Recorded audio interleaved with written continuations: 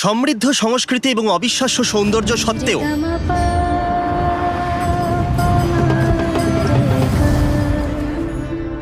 ভারতে প্রায় 40 মিলিয়নেরও বেশি শিশু এইভাবে বাস করে। এবং এই পরিস্থিতি আরো খারাপ হয় যখন তারা কোনো পরিবার ছাড়াই বেড়ে ওঠে।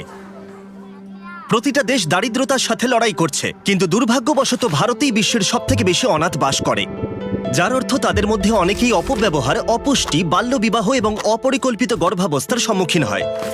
এই সমস্ত বাধার সম্মুখীন হওয়ার কারণে এদের কাছে শিক্ষার সুযোগ পাওয়া অনেকটাই কঠিন হয়ে পড়ে। এবং আপনাদের কাছ থেকে আমাদের ভারতে আসার জন্য প্রচুর কমেন্ট পাওয়ার পরে আমরা সিদ্ধান্ত নিলাম এবং আমাদের প্রত্যাশার থেকে অনেক বেশি পেলাম। আমরা বলিউডের অন্যতম বড় স্টারের সাথে কোল্যাব করলাম। ড্যারেন এখানে ফ্যাশন ডিজাইনিং করবে এবং আমরা কয়েকজনকে পেলাম যারা সমাজের উন্নতির জন্য কাজ করে যাচ্ছেন। তাই আমরা ডিসাইড করলাম আমরা ইন্ডিয়াতে একটা প্রজেক্ট করব না, বরং দুটো করব। এবং আমরা নিউ দিল্লিতে পৌঁছে ডক্টর মোদির সাথে দেখা করলাম, প্রথম অর্গানাইজেশনের ফাউন্ডার। আমার যখন পুরনো কথা মনে পড়ে, যখন আমি ছোট ছিলাম, আমি তখন 8 বছরে, আমি তখন একটা ভিড় জায়গায় গেছিলাম আমার বাবা মার সঙ্গে। হঠাৎ করেই সেই ভিড়ের মধ্যে আমি হারিয়ে গিয়ে দেখি আমি একা। আমি আমার বাবা মাকে খুব চিৎকার করে ডাকছিলাম, কিন্তু কোনো সাড়া পেলাম না। অবশেষে পুলিশ আমাকে আমার বাবা মার কাছে ফিরিয়ে দেয়। তখন আমি উপলব্ধি করলাম পিতামাতা ছাড়া বাচ্চাদের কি রকম অনুভূতি হতে পারে। আমি একটা সময় থেকে ভারতের বিভিন্ন অনাথ আশ্রমে যাওয়া শুরু করি। সেখানে একটা বাচ্চার কথা আমার এখনো মনে আছে। সে আমার জামা টেনে ধরে বলেছিল আমাকে বাড়ি পৌঁছে দেবে। এখান থেকেই উদয়ন ঘর হোম প্রোগ্রামের সূচনা হলো, যেখানে অনাথ এবং সমাজ বিচ্ছিন্ন শিশুরা আজীবন পরামর্শদাতা পিতামাতা পায়। একদল স্বেচ্ছাসেবক যারা বাচ্চাদের একটি ভালো পারিবারিক পরিবেশ দিতে নিজেদেরকে উৎসর্গ করেছে, যাতে সেই সমস্ত শিশুরা বাকিদের মতোই উন্নতি করতে পারে। কিন্তু উদয়ন কেয়ার এখানেই থেমে থাকেনি। 2002 সালে doctor Modi Udayan Shalini fellowship programme শুরু করেছিলেন, যেখানে পরামর্শদাতারা সুবিধা থেকে বঞ্চিত পিছিয়ে পড়া মেয়েদের সমর্থন করে এবং তাদের স্বাধীন নারী হিসেবে গড়ে তুলে সমাজকে এগিয়ে নিয়ে যাওয়ার চেষ্টা করে। ডাক্তার মোদি তারপর দীপকের সাথে পরিচয় করালেন, যিনি উদয়ন কেয়ার হোমে 40টি মেয়ের পরামর্শদাতা অভিভাবক। 2009 সালে আমি উদয়ন কেয়ারে পার্ট টাইম ভলেন্টিয়ার হিসেবে যোগদান করি এবং তারপর আমি এবং আমার স্ত্রী দুজনেই এখানে কাজ করি এবং বিভিন্ন অনাথ আশ্রমে যাওয়া শুরু করি। এবং যেহেতু আমি 36 বছর বয়সে এটাই সিদ্ধান্ত নিয়েছিলাম যে 52-53 বছর বয়সে আমি সক্রিয় কর্পোরেট জীবন পুরোপুরি ছেড়ে দেব এবং আমার সময়, শক্তি, সম্পদ যা কিছু আছে তা সমাজের ভালোর জন্য ব্যয় করব। এই সংস্থাটি এই অবিশ্বাস্য কাজ করার পরেও তারা এখনো আর্থিকভাবে লড়াই করে চলেছে।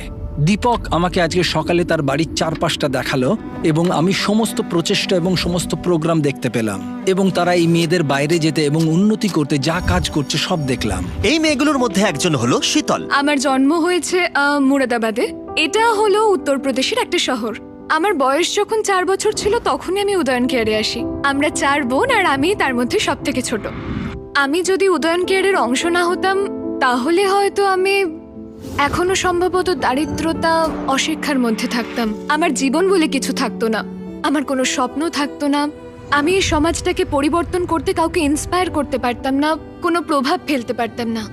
সময়ের সাথে সাথে শীতল তার ক্লাস 12-এর পড়া শেষ করে এবং সেই 3-4 বছর আমি মেয়েদের সাথে ওদের ফিউচার কেরিয়ার নিয়ে আলোচনা করতাম, তারা কিভাবে করতে চায়, কি করতে চায়। যখন আমি ক্লাস 12-এ পড়ি তখন আমি ভবিষ্যতে কি করতে চাই সেটা নিয়ে আমি খুবই দুশ্চিন্তায় ছিলাম। আমার স্বপ্নগুলো অনেক বড় ছিল। আমি সত্যি মানুষের জন্য কিছু করতে চাই, কারণ যে সমাজে আমি বড় হয়েছি সেখানে আমি মানুষের থেকে অনেক কিছু পেয়েছি। তাই আমার আর্টের মাধ্যমে আমি সমাজটাকে পরিবর্তন করতে চাই। শীতল আমাকে বলেছিল যে সে হতে চায় একজন ফ্যাশন ডিজাইনার। ফ্যাশন ডিজাইনার যদি হতেই হয় তবে ভারতের অন্তত সেরা ইনস্টিটিউটে যেতে হবে। তাই অত্যন্ত কঠোর পরিশ্রম করে পড়াশোনা করার পরে শীতল ভারতের অন্যতম টপ ফ্যাশন স্কুলে চান্স পেল, যার নাম হলো মুম্বাইয়ের national institute of fashion technology. আমি মুম্বাই গেছিলাম তার কলেজে তাকে ড্রপ করতে। সেই সময় আমার মনে হয়েছিল এটা অন্যরকম কিছু। কেউ আপনার স্বপ্নের প্রতি এতটা আবেগপ্রবণ যেমনটা আমি আমার নিজের স্বপ্নের জন্য উৎসাহী। ওর সঙ্গে যাওয়ার সময় আমার ছেলের কথা মনে পড়ছিল, যাকে আমি এভাবেই MBA করার জন্য ভারতের একটা ইনস্টিটিউটে ড্রপ করতে যাচ্ছিলাম। এটা অনেকটা কেউ তোমার পেরেন্টস না হয়েও তোমার জন্য এত কিছু করছে, তোমার স্বপ্ন পূরণ করছে, তাই একটা ফিলিংস নিজে থেকেই তৈরি হয়ে যায়, যেটা একজন মেন্টরের থেকেও অনেক বেশি। ও আমাকে একটা চিঠি লিখেছিল যে আমি তোমাকে অনেক ভালোবাসি এবং সম্মান করি, তোমাকে বাবা না বলে কাকা বলে ডাকি, কিন্তু তোমাকে আমি বাবার চেয়েও বেশি সম্মান করি। এবং সালটা যখন 2021, সে আমাকে একটা প্রশ্ন জিজ্ঞেস করে। আর সেই সময় আমি ওনাকে জিজ্ঞাসা করলাম যে আমি কি তোমাকে বাবা বলে ডাকতে পারি। এবং সত্যি বলতে আমার নিজের কানকেই বিশ্বাস হয়নি। আমার প্রচন্ড আনন্দ হয়েছিল, আমি বুঝতে পারছিলাম না কি করব। মনে হচ্ছিল যেন স্বপ্নের জগতে আছি। মানে বলা যেতে পারে এটা আমার জীবনের সব থেকে আনন্দের মুহূর্ত। এবং এই বছরের সেপ্টেম্বরে শীতল লন্ডনের কিংস্টন স্কুল অফ আর্টসে ফ্যাশনে মাস্টার্স করতে যাচ্ছে, তার নিজস্ব ব্র্যান্ড লঞ্চ করবার আগে। আর যদি কোনো কারণে আমি ধনী হয়ে যাই, তবে অবশ্যই আমি চেষ্টা করব বাচ্চাদের জীবনে একটা পরিবর্তন আনতে। যেমন আমি নিজে বাচ্চাদের দত্তক নিতে চাই, কারণ আমি মনে করি বাচ্চাদের জন্য এবং সমাজের জন্য আমরা অনেক কিছু করতে পারি। দীপকের এই সমস্ত মেয়েদের উপরে প্রভাব দেখে আমরা এতটাই বিস্মিত হয়েছিলাম যে আমরা তাদের জন্য বিশেষ কিছু করতে চেয়েছিলাম। তাই ড্যান তার অনেক দিনের বন্ধু জ্যাকলিন ফার্নান্ডেজের কাছে পৌঁছালো। যদি তোমরা না জানো তাহলে বলে দিই, জ্যাকলিন হলো একজন আইকনিক বলিউড স্টার যার অনেক ফলোয়ার।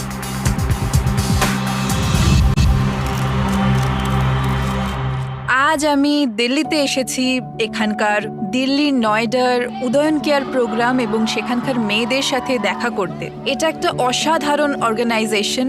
এটা দেখে খুব ভালো লাগলো যে ওরা এত কিছু অ্যাচিভ করেছে। জ্যাকলিন সত্যিই তাদেরকে চমকে দিয়েছিল, কিন্তু আরেকজনকে সারপ্রাইজ দেওয়া বাকি ছিল। শীতল হলের থেকে অনেক দূরে একটা রুমেতে বসেছিল, যেখানে আমরা তার ইন্টারভিউ নিচ্ছিলাম, এবং সেটা জানতো না যে জ্যাকলিন এখানে এসেছে। তাই ড্যান এবং জ্যাকলিন শীতলকে চমকে দেবার একটা প্ল্যান করলো। আমি ভেতরে যাব আর ক্যামেরার পেছনে দাঁড়িয়ে ওকে প্রশ্নগুলো জিজ্ঞেস করব, আর তুমি এসে ওকে চমকে দিও।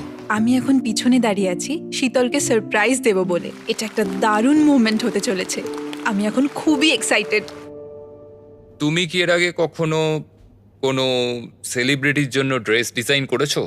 না না না, আমি তো এই সবে কলেজ থেকে পাস আউট হয়েছি, তেমন কিছু করা হয়নি।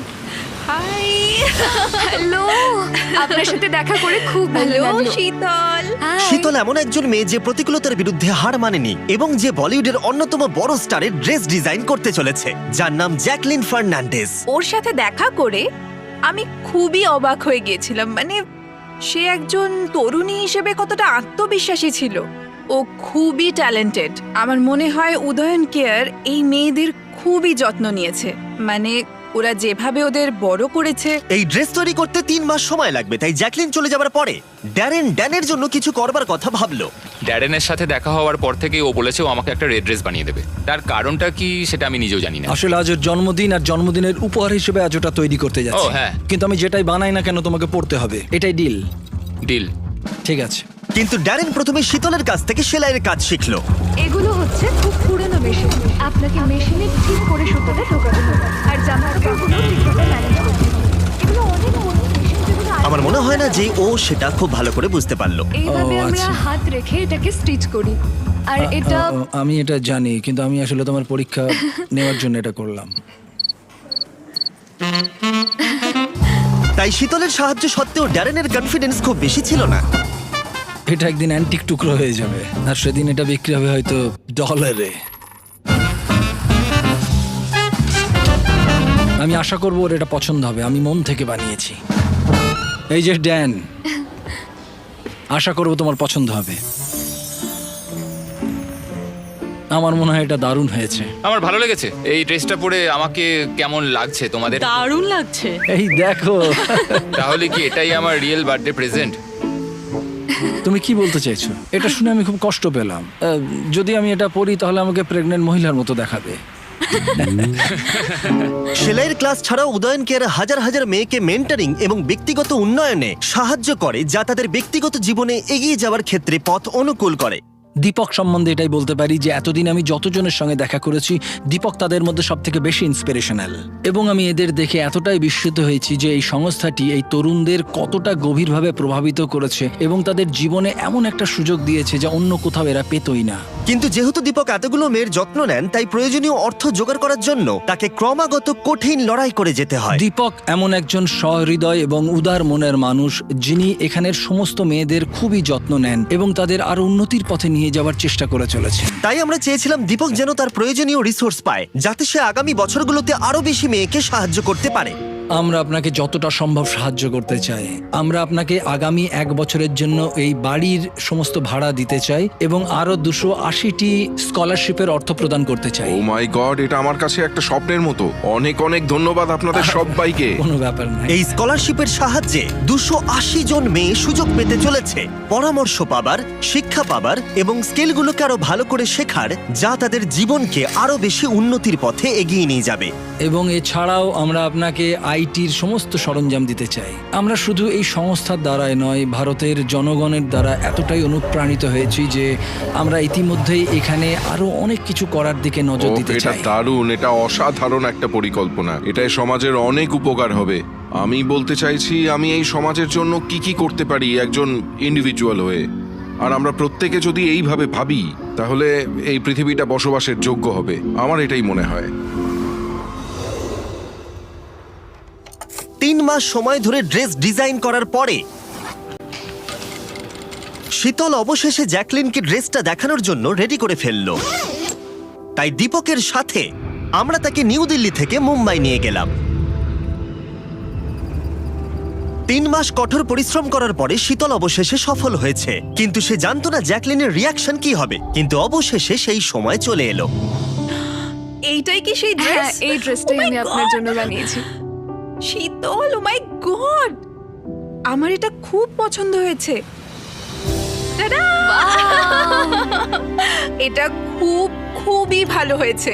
এটা পরে আমার খুবই ভালো লাগছে। এটা পরার পর থেকে আমি সত্যি খুব পাওয়ারফুল ফিল অনেক করছি। অনেক ধন্যবাদ। তুমি এত ইয়াং আর এই পেশায় নতুন হয়েও এত ভালো কাজ করেছো। আমি খুবই অবাক হয়েছি তোমার গুণ আর এত দক্ষতা দেখে। এই ড্রেসটার পিছনে ইন্সপিরেশন ছিল লেজেন্ডারি ডিজাইনার আলেকজান্ডার ম্যাকুইনের, আর আমি ওনার কাজ দেখে খুবই ইন্সপায়ার হই। এটা হলো একটা আর্মারের মতো, যা পরে মহিলারা ক্ষমতা এবং সুরক্ষা প্রদর্শন করতে পারেন। আমি আপনাদের বলে বোঝাতে পারবো না আমি ওর জন্য কতটা গর্ববোধ করি। ও এতটা সফল হয়েছে।